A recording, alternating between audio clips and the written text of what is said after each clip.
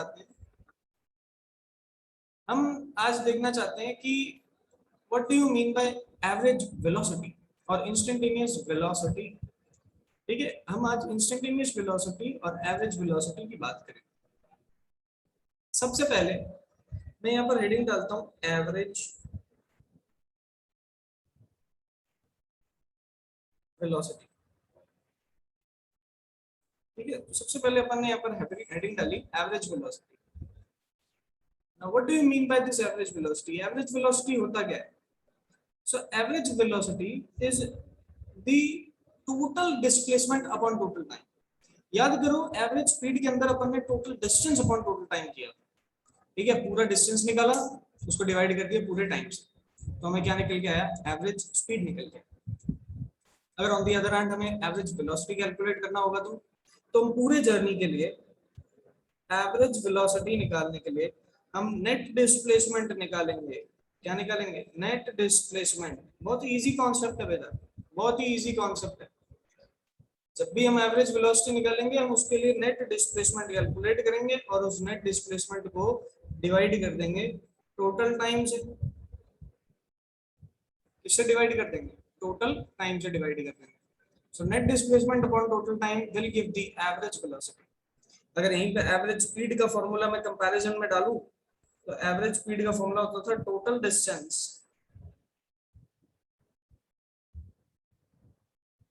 Upon total time. ठीक है, तो एवरेज स्पीड का फॉर्मूला होता था total distance upon total time. Average velocity का फॉर्मूला हो जाएगा net displacement upon total time. इसके लिए एक छोटा सा क्वेश्चन करने की कोशिश करते हैं। मान लीजिए ये ग्राउंड है और इस ग्राउंड पे एक ऑब्जेक्ट ऐसे पड़ा है। इस ऑब्जेक्ट को मैंने वर्टिकली अपवर्ड थ्रो कर दिया विद सम वेलोसिटी। मैंने इसको वर्टिकली अपवर्ड थ्रो किया with some velocity. So after some time what will happen? ये पूरा ऊपर जाएगा और घूम के वापस सेम पोजीशन पे आ जाएगा। ठीक है, ये पूरा ऊपर गया और घूम के वापस सेम पोजीशन पे आ गया। देखिए, अगर मैं देखूं इसकी फाइनल और initial position, so if we take the final and initial position, देखा फाइनल पोजीशन भी यही है, इनिशियल पोजीशन भी यही है, तो इसका डिस्प्लेसमेंट कितना हो जाता है? जीरो हो जाता है। इसका डिस्प्लेसमेंट कितना हो जाता है? जीरो। ठीक है, तो the displacement become zero. Displacement जब इसका जीरो बन गया, net displacement is zero, so we will say कि भाई एवरेज वेलोसिटी जो होगी वो भी यहाँ पर जीरो होगी, क्योंकि नेट डिस्प्लेसमेंट ही पूरी जर्नी का जीरो है। नेट डिस्प्लेसमेंट ही अगर पूरी जर्नी का जीरो आ रहा है तो एवरेज वेलोसिटी भी इस केस में कितनी आ जाती है? जीरो ही निकल के आ जाती है। तो ये चीज अपन को याद रखनी है, छोटा सिंपल सा कॉन्सेप्ट है जो कि आप ध्यान रखेंगे तो आपको क्लैरिटी होगी और कुछ नहीं। ठीक है, बहुत ही इजी कॉन्सेप्ट है, वही तरीका है वेलोसिटी को फाइंड आउट करने का जो पहले करते थे। बस इस बार क्या देखना है? इस बार नेट डिस्प्लेसमेंट देखना है। नेट डिस्प्लेसमेंट किसके लिए होता है? तो फॉर दी होल जर्नी के लिए होता है। ठीक है, किसके लिए होता है? पूरी जर्नी के लिए, फॉर दी होल जर्नी। पूरी जर्नी के लिए नेट डिस्प्लेसमेंट आप कैलकुलेट करिए, उसको टाइम से डिवाइड करिए, एवरेज स्पीड आपका कैलकुलेट करके आ जाए। तो बहुत ही सिंपल सी चीज है। चलिए, इसके बाद अपन चलते हैं आगे। ठीक है, इसके बाद अपन चलते हैं आगे, इंस्टेंटेनियस वेलोसिटी की बात करते हैं। तो कुछ नहीं है, वही सेम फॉर्मूला है जो स्पीड के अंदर पड़ा। इंस्टेंटेनियस वेलोसिटी मैं यहाँ पर लिख देता हूँ, वही चीज है जैसे इंस्टेंटेनियस स्पीड होता है। So in instantaneous velocity we are calculating कि भाई velocity at a particular instant क्या होगी। ठीक है, एट ए पर्टिकुलर इंस्टेंट अगर मैं वेलोसिटी को कैलकुलेट करने की कोशिश करूं, अगर मैं वेलोसिटी को कैलकुलेट करने की कोशिश करूं तो उसे अपन क्या बोलेंगे? इंस्टेंटेनियस वेलोसिटी बोलेंगे। नाउ इंस्टेंटेनियस वेलोसिटी का अगर फॉर्मूला बनाया जाए, so instantaneous velocity is this the differentiation of displacement function with respect to time. ठीक है, डिस्प्लेसमेंट फंक्शन का आप डिफरेंशिएशन कर दीजिए किसके रिस्पेक्ट में? टाइम के रिस्पेक्ट में, you will get the velocity function. ठीक है, और वहां पर वैल्यू पुट करके you can find the answer. So अभी तक हमने जो कुछ भी पढ़ा है ना बेटा, उसका बस एग्जैक्ट सेम चीजें हैं। देखिए, एवरेज स्पीड पढ़ा था total distance upon total time, तो एवरेज वेलोसिटी बन गया net displacement upon total time. अगर वो फॉर्मूला याद है तो ये वाला तो डायरेक्टली याद होगा। अगर मैं इंस्टेंटेनियस वेलोसिटी की बात करूं तो इंस्टेंटेनियस वेलोसिटी इंस्टेंटेनियस स्पीड जैसी ही होती है। इंस्टेंटेनियस स्पीड होती है पोजीशन फंक्शन का डिफरेंशिएशन करो विद रिस्पेक्ट टू टाइम, ठीक है। यहाँ पर होगा डिस्प्लेसमेंट फंक्शन का डिफरेंशिएशन करो विद रिस्पेक्ट टू टाइम। सो दोनों ही केस के अंदर हमें डिफरेंशिएशन से ही कैलकुलेट होगा इंस्टेंटेनियस। जब भी इंस्टेंटेनियस की बात आ जाए तो हम यहाँ पर डिफरेंशिएशन ही करते हैं। ऑलवेज रिमेंबर, ठीक है, always remember this thing that you will always calculate instantaneous anything instantaneous। अगर कुछ भी चाहे फोर्स से निकालना हो instantaneous, चाहे एक्सेलरेशन निकालना हो instantaneous, हम हमेशा डिफरेंशिएशन ही यूज करेंगे। अब किसका डिफरेंशिएशन करते हैं वो डिपेंड करता है कि हमें निकालना क्या है। जब हम वेलोसिटी निकाल रहे हैं तो हम डिस्प्लेसमेंट फंक्शन का डिफरेंशिएशन करते हैं, ठीक है। जब हम स्पीड निकाल रहे हैं तो हम पोजीशन फंक्शन का डिफरेंशिएशन कर देंगे and so on so fourth, चलता रहेगा इस हिसाब से। आगे चलते हैं।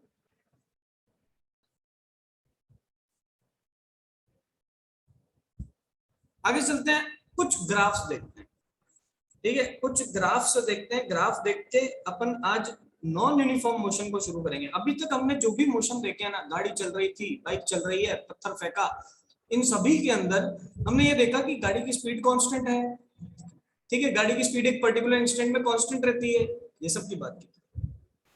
तो सबसे पहले इनके ग्राफ्स देखते हैं। तो मैं यहाँ पर सबसे नंबर 1 कौन सा ग्राफ बनाऊंगा, तो पोजीशन टाइम ग्राफ बनाऊंगा। क्या बनाऊंगा, पोजीशन टाइम ग्राफ। अब पोजीशन टाइम ग्राफ कैसा होता है, आइए उसकी बात करते हैं। सबसे पहले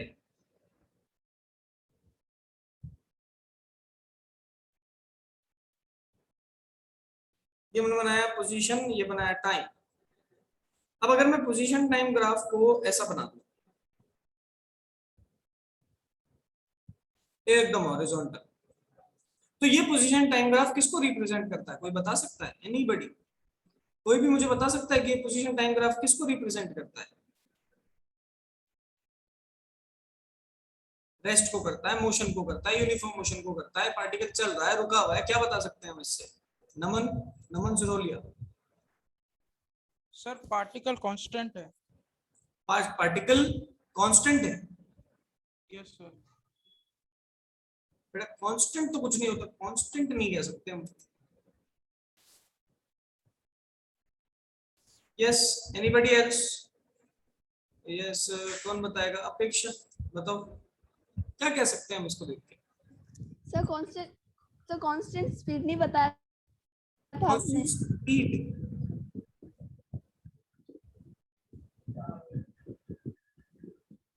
चलिए चेक करते हैं, आइए देखिए। Yes, anybody else? Abhivardhan, Abhivardhan, Himanshu Sharma,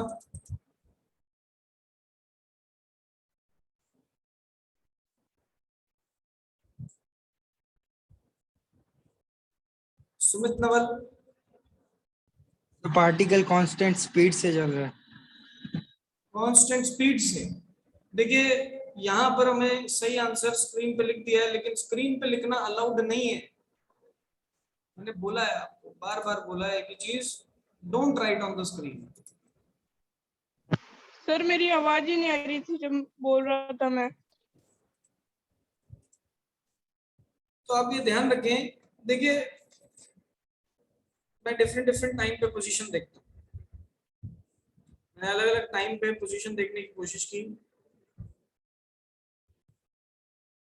ये मैंने बनाया time 1 second, 2 second, 3 second and 4 second, ठीक है। सभी पे मैं पोजीशन देखने की कोशिश कर रहा हूँ। तो सभी पे जब पोजीशन देखता हूँ मुझे सेम ही दिखती है। मान लो x नॉट, ठीक है, at 1 second the position was x naught, at 2 second the position was x naught, the 3 second position was x naught, at 4 second the position was x naught. The position is not changing. If the position is not changing with respect to time, then we will say that the particle is at rest. Particle किसमें? Rest पे। कैसे पता चला? Because the position is not changing, because the position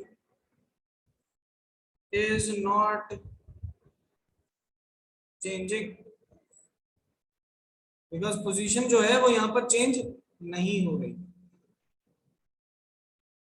ये याद रखना। एक और चीज देखते हैं, इसी में पोजीशन टाइम ग्राफ एक और बनाता हूँ, ध्यान से देखें, आप लोग सोच के बताना ये किसका ग्राफ हो सकता है। पोजीशन मोशन का हो सकता है, रेस्ट का हो सकता है, कांस्टेंट स्पीड है, वेरिएबल स्पीड है, आप लोग चेक करके बताएंगे। तो मैंने यहाँ पर बनाया पोजीशन टाइम ग्राफ, ठीक है। और इस बार मैं ग्राफ बना रहा हूँ कुछ इस तरीके से, यहाँ पर वैल्यूज भी स्टेट कर देते हैं अपन, वैल्यूज भी स्टेट करेंगे तो आपको देखने में आसानी होगी।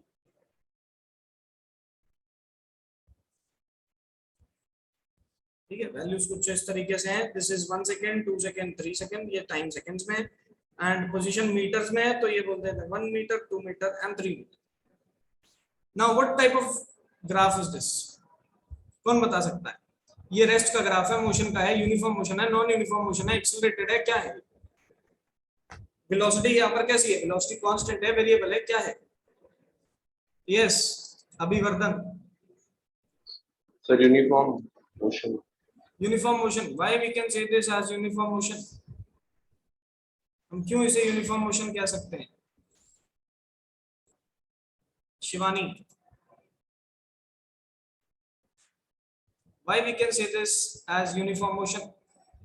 What is the reason behind it? Because sir position time के रिस्पेक्ट पे चेंज हो रही है, लेकिन जो पोजीशन चेंज हो रही है वो इक्वल हो रही है, जैसे हर एक सेकंड में, हर एक इक्वल इंटरवल में 1 मीटर का डिस्टेंस ट्रेवल किया जा रहा है। आप अगर ध्यान से देखें तो पहले एक सेकंड में ये 1 मीटर पे था, फिर अगले एक सेकंड में ये 2 मीटर पे आ गया, फिर अगले एक सेकंड पे ये 3 मीटर पे आ गया। कल ही बताया था मैंने, equal distances in equal intervals of time, so this will be of uniform motion. ये किसका ग्राफ होगा? यूनिफॉर्म मोशन का। और अगर हमसे कोई पूछे यूनिफॉर्म मोशन का मतलब क्या होता है, हम बोलेंगे स्पीड इज कांस्टेंट। स्पीड क्या है यहाँ पर? कांस्टेंट। जब भी आपको पोजीशन टाइम ग्राफ गिवन हो, अब ध्यान से देखो, 2-4 बातें करते हैं इसी पे बेस्ड, ठीक है। जब भी आपको पोजीशन टाइम ग्राफ गिवन हो, तो पोजीशन टाइम ग्राफ जब भी आपके पास होता है, आप उस पोजीशन टाइम ग्राफ के हेल्प से स्पीड को कैलकुलेट कर सकते हैं। कैसे कैलकुलेट कर सकते हैं? Speed is determined by calculating slope of position time graph. आप पोजीशन टाइम ग्राफ का स्लोप निकाल लो। अब स्लोप कैसे निकालते हैं? तो स्लोप निकालने का मैंने बताया था, स्ट्रेट लाइन अगर होता है स्लोप निकालना होगा तो y2 - y1 upon x2 - x1, ये फॉर्मूला होता है मेरे पास।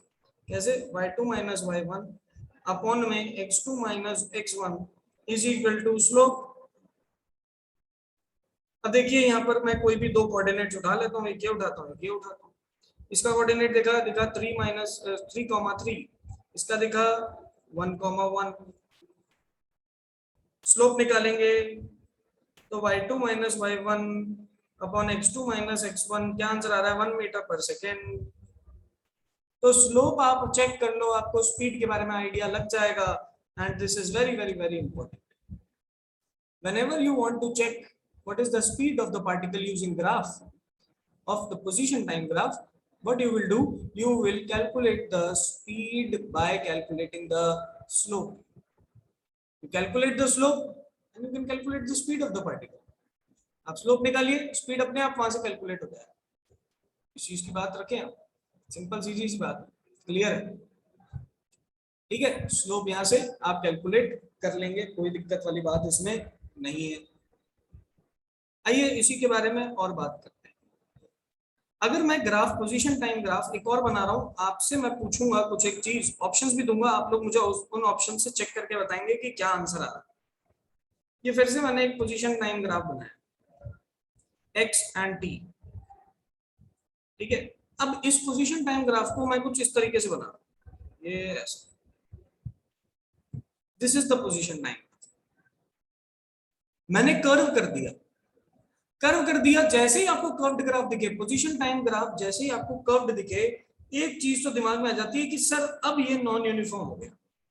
ठीक है, तो ये तो सबको क्लियर है कि ये नॉन यूनिफॉर्म मोशन का अब एक एग्जांपल हो चुका है। चलिए तीसरा ग्राफ अपन को ये चीज क्लियर हो रही है, नॉन यूनिफॉर्म मोशन का ग्राफ है। लेकिन इस नॉन यूनिफॉर्म मोशन के ग्राफ में अब मुझे स्पीड के बारे में आइडिया लगाना है। तो मैं यहाँ पर 4 ऑप्शन आपको लिख के बताता हूँ। Number 1 is speed is constant, ठीक है। उसके बाद लिखा है स्पीड डिक्रीजेस, उसके बाद लिखा है स्पीड इंक्रीजेस, और फोर्थ लिखा है नन ऑफ द अबव, ठीक है। इस ग्राफ को देखें, हमें पता है स्लोप देखने से हमें पता चल जाता है कि स्पीड के साथ क्या हो रहा है। आप इस ग्राफ पे स्लोप की बात करो, शुरुआत में स्लोप देखो, बाद में स्लोप देखो, क्या स्लोप इंक्रीजिंग है कि डिक्रीजिंग है, उससे आपको पता चल जाएगा स्पीड इंक्रीजिंग है कि डिक्रीजिंग है कि कांस्टेंट है, ठीक है, या none of the above answer है। कौन मुझे सोच के बता सकता है यहाँ पर आंसर क्या होगा? Anyone? Anyone? Yes, Yukta, Yukta बता सकते हो? Excuse me, sir. Speed is increasing. Speed is increasing, Yes, sir. Why? Sir, because this is an unequal distance is covered is equal intervals of time. बेटा इक्वल इंटरवल ऑफ टाइम में तो cover कर ही नहीं रहा, क्योंकि ये graph तो किसका है? नॉन यूनिफॉर्म मोशन का है। This graph is of non uniform motion. अगर यूनिफॉर्म मोशन होता तो स्पीड कांस्टेंट होती, इंक्रीज थोड़ी ना करती। आप बोल रहे हो स्पीड इज इंक्रीजिंग, फिर आप बोल रहे हो यूनिफॉर्म मोशन, तो गलत है। Okay, sir. यस, अपेक्षा? The speed is decreasing. Speed is decreasing, why? Sir, because the slope is also decreasing. Yes, very good. Very good, perfect answer. If we see in this particular graph, we can see that initially the slope is like this. आप देखिए slope initially एकदम vertical type का दिख रहा है, फिर थोड़ी देर बाद देखोगे आपको स्लोप थोड़ा सा डिक्रीज होता हुआ दिखा, एंगल कम होता हुआ दिखा, फिर और आगे गए आप, स्लोप और डिक्रीजिंग होता हुआ दिखा। तो देखिए यहां पर शुरुआत में थी स्पीड ज्यादा और बाद में थी स्पीड कम। क्यों कह दिया हमने ऐसा? हमने कह दिया कि भाई slope is decreasing, so speed is also decrease. Slope अगर डिक्रीज होता है तो स्पीड भी डिक्रीज होता है, क्लियर बात है। तो यहां पर हमारा सेकंड ऑप्शन जो है वो करेक्ट हो जाता है। The second option is correct. अब मैं एक और ग्राफ बनाऊंगा, आप लोग मुझे बताएंगे कि एक सर किसका ग्राफ हो सकता है।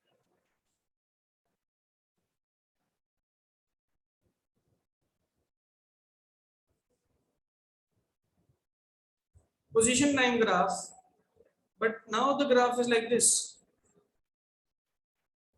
अब बताइए ये किसका होगा? स्पीड इंक्रीजिंग है, डिक्रीजिंग है, क्या है? अब तो बता सकते हैं, अब तो बता सकते हैं, तो सभी लोग बता सकते हैं। यस, कौन बताएगा? मुकुंद? सर इंक्रीजिंग है, क्योंकि सर tan थीटा की वैल्यू बढ़ती जा रही है। बिल्कुल सही बात है। अगर अपन एंगल देखें स्लोप का, तो स्लोप का एंगल बढ़ता जा रहा है। आप देखते जाइए, स्लोप की वैल्यू इंक्रीजिंग है, स्लोप हर पॉइंट पे बढ़ता जा रहा है। अब स्लोप बढ़ता जाएगा हर पॉइंट पे, तो आप ध्यान से देखिए स्पीड क्या होगी? Speed is increasing. Very simple. आइए एक और चीज की बात करते हैं, एक और चीज की बात करते हैं और लॉजिकल इसको सोचें। अब अपन बात करते हैं इसके अंदर, इस टाइप का एक ग्राफ बना देता हूं, आप मुझे सोच के बताना इस टाइप के ग्राफ में क्या होगा। पोजीशन टाइम ग्राफ ही है, ठीक है।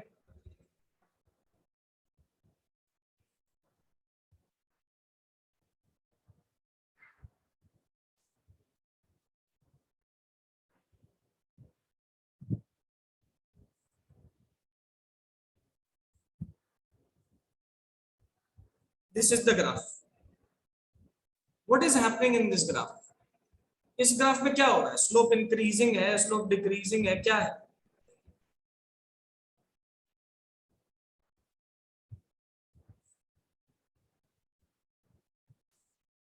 Yes anyone? देखिए शुरुआत में देखो स्लोप ऐसे, फिर स्लोप डिक्रीज हो गया, फिर स्लोप वापस बढ़ गया, बट शुरुआत में स्लोप कैसा था? पॉजिटिव। बाद में स्लोप कैसा है? नेगेटिव। ठीक है, तो शुरुआत में स्लोप है पॉजिटिव, बाद में स्लोप है negative. we can simply say that first the speed decreases and then it increases, but in the opposite direction. Opposite direction क्यों? क्योंकि जब स्लोप नेगेटिव आएगा तो स्पीड भी नेगेटिव आएगी, और सॉरी वेलोसिटी भी नेगेटिव आएगी। यहाँ पर वेलोसिटी नेगेटिव आने का मतलब क्या हो गया कि भाई डायरेक्शन जो हो गया अब पार्टिकल की घूम चुकी है, अब पार्टिकल उल्टी डायरेक्शन में चलने लग गया। जैसे कि आप ऐसा सोच सकते हैं एक पार्टिकल को आपने ऊपर फेंका वर्टिकली अपवर्ड, ठीक है, आप इसको कंपेयर करो इस ग्राफ से। ये पार्टिकल को मैंने वर्टिकली अपवर्ड फेंका, शुरुआत में मैंने इसको u वेलोसिटी से फेंका था, टॉप मोस्ट पोजीशन पे जाके इसकी वेलोसिटी 0 हो गई, फिर ये घूम के आएगा नीचे तो फिर से इसकी वेलोसिटी बढ़ना शुरू हो जाएगी, बट डायरेक्शन क्या हो चुकी है? अब ऑपोजिट हो चुकी है। ठीक है, तो ये हमारा इस ग्राफ को बहुत अच्छे से रिजेंबल करता है। ये जो पर्टिकुलर केस है, ये जो पर्टिकुलर एग्जांपल है, ये हमारा इस ग्राफ को बहुत अच्छे से रिजेंबल करता है, एक्सप्लेन करता है। तो हमने ये वाला केस यहाँ पर उठाया। हमने क्या देखा कि पहले स्लोप जो है वो डिक्रीजिंग है, दैट मींस स्पीड डिक्रीजिंग है, फिर स्लोप इंक्रीजिंग है, दैट मींस स्पीड इंक्रीज हो रही है। नेगेटिव आ रहा है एक तरफ पॉजिटिव आ रहा है। अब मैं आपको यहाँ पर एक चीज बता देता हूँ, जब भी स्लोप के लिए आप थीटा को कैलकुलेट करें, और वो थीटा देखो ध्यान से, यहाँ पर दो जगह मैंने एंगल्स को कैलकुलेट किया है। एक जगह पे एंगल आया है एक्यूट और एक जगह पे एंगल आया है ऑब्ट्यूज।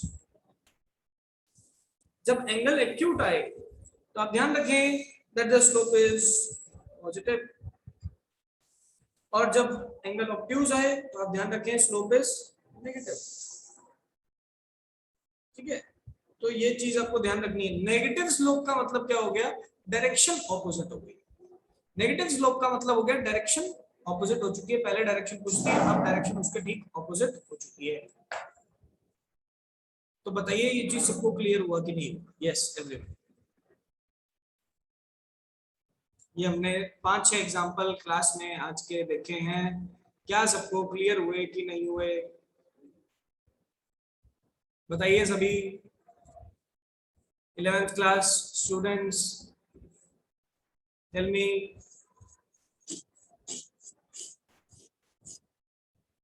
चलिए अब हम क्या करेंगे? अब हम क्या करते हैं, अब हम वेलोसिटी टाइम ग्राफ को देखेंगे। क्या देखेंगे? Velocity time graph. की वेलोसिटी टाइम ग्राफ कैसे कैसे हो सकते हैं। सो मैं यहाँ पर अब हेडिंग डालता हूँ नंबर 2, वेलोसिटी टाइम ग्राफ। क्या हेडिंग डाली? Velocity time graph. Velocity time graph क्या होता है? देखिए, तो मैं सबसे पहले इसमें नंबर 1 ग्राफ बनाता हूं और मैं आपसे पूछूंगा कि इस ग्राफ का क्या, मैं 2 ग्राफ बनाता हूं एक साथ। आप लोग सोच के मुझे बताएंगे कि ये ग्राफ किस किस के हैं। सबसे पहला तो मैंने ग्राफ बनाया ये, देखिए जो ग्राफ बन रहा है वो ऐसे एकदम एक्स एक्सिस के ऐसे पैरेलल बन रहा है। ये पहला ग्राफ है, और दूसरा ग्राफ इसी के आगे बनाता हूं।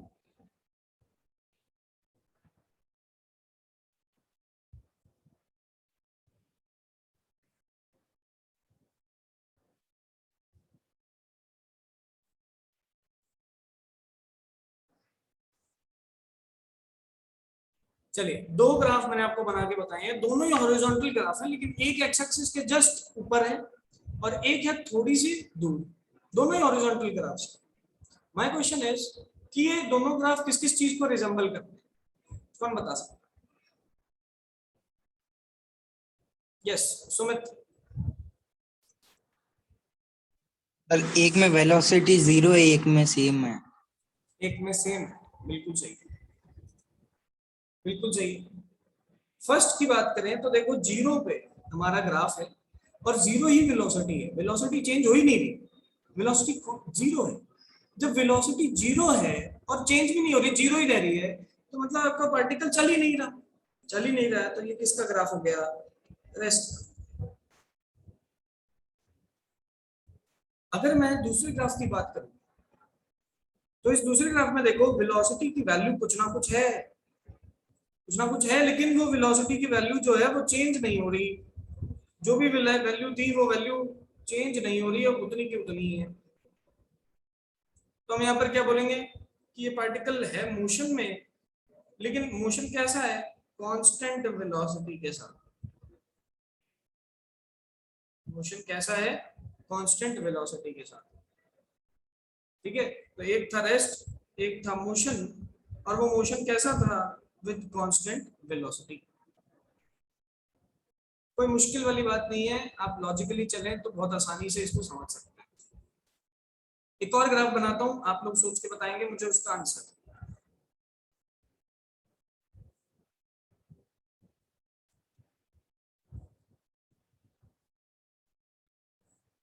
This is the velocity time graph and the graph is like this. इसके अंदर वैल्यूज भी प्लेस कर देते हैं अपन।